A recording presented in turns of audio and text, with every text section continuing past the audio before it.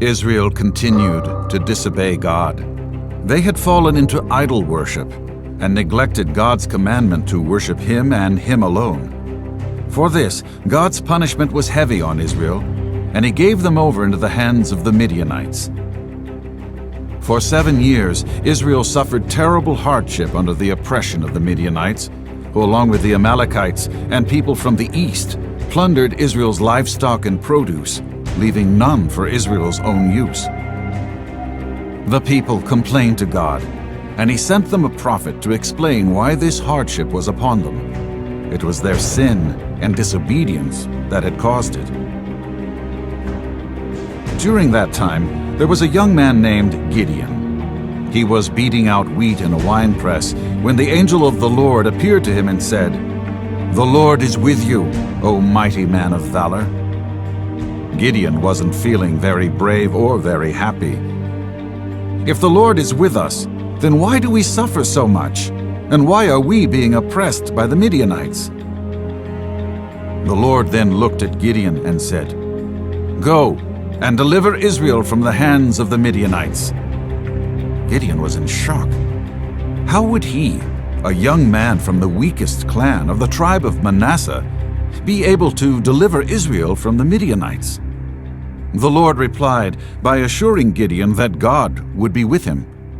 God was going to give him the strength to fight the Midianites, and He would give them victory. Gideon was in disbelief. If this indeed was true, he needed to make sure that God was going to pull through.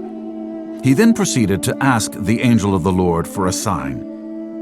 "If you will protect me and help me, then give me a sign, and I will believe you." So Gideon went in to prepare a food offering to God.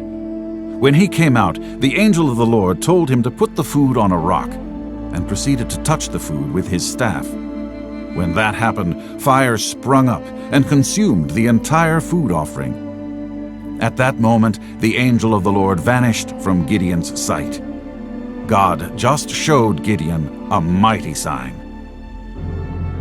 That night, God continued to work in Gideon's heart, preparing him for the big task ahead. He told Gideon to break down the statue of Baal his father built and cut down the Asherah next to it. These false gods were what got Israel in trouble. Israel was still foolish enough to believe that a wooden statue could actually help them, instead of relying on the one true God.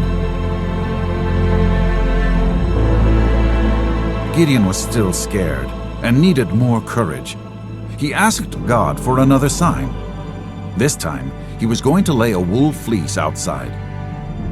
If, when he awoke, there was dew on the fleece, but none on the dry ground, he would be sure that God was with him. Just as Gideon asked, it happened. The next morning when he woke up, the fleece was wet, and the ground around it and everywhere else was dry. God listened to Gideon's request and gave him a sign. But poor Gideon was still scared and needed more reassurance. Gideon then asked for a reversal of the first sign. This time, he asked God to make the ground wet, but keep the fleece dry. And so it happened. The ground was wet, and the fleece was dry. This time, Gideon knew that God was really going to use him to save Israel from the Midianites. The next morning, Gideon and thousands of men assembled together, waiting on instructions from the Lord. The Lord knew that Gideon had to understand and see firsthand God's miraculous deliverance and victory. For this to happen, Gideon's army needed to be less in number. There were simply too many warriors. If they won, they would surely take credit for themselves and not give it to God. So God told Gideon to let all the men who were scared go home. Immediately, 22,000 of the 33,000 walked away. There were only 10,000 left, and this was too small a number to battle the Midianites. Gideon was confused, but continued to trust God. Then Gideon took the men to a stream of water.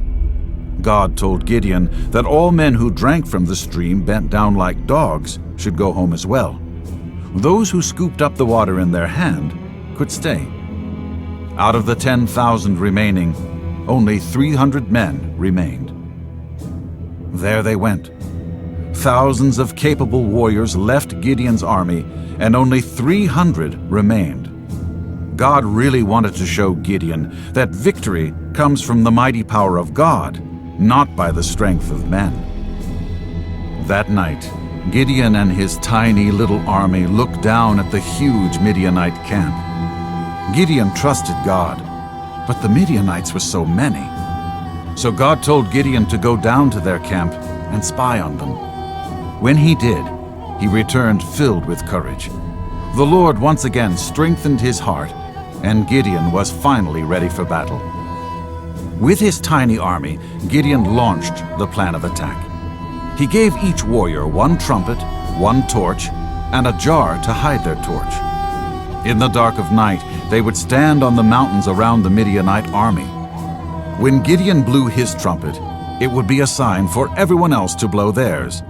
Then they would break their jars and shout, "For the Lord and for Gideon!" They carried it out exactly as planned. When Gideon gave the signal, the 300 men blew on their trumpets and shattered their clay jars. The sound of shattering pottery echoed off the mountains, filling the valley below with the noise. The Midianites were awake, confused and scared. They looked up at the flickering torches all around them, heard the crashing sound of the breaking jars, the piercing blasts of the trumpets. They didn't know what to do. In their confusion, they grabbed their weapons and started running and fighting anyone and everyone, thinking they were battling Israel. It was a sight to behold. The confusion spread so rapidly that the Midianites ran away.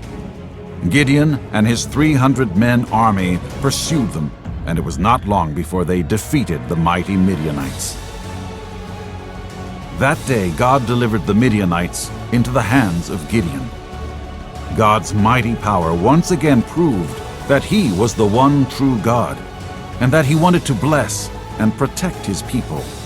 All Israel had to do was to put their trust in God and serve him alone.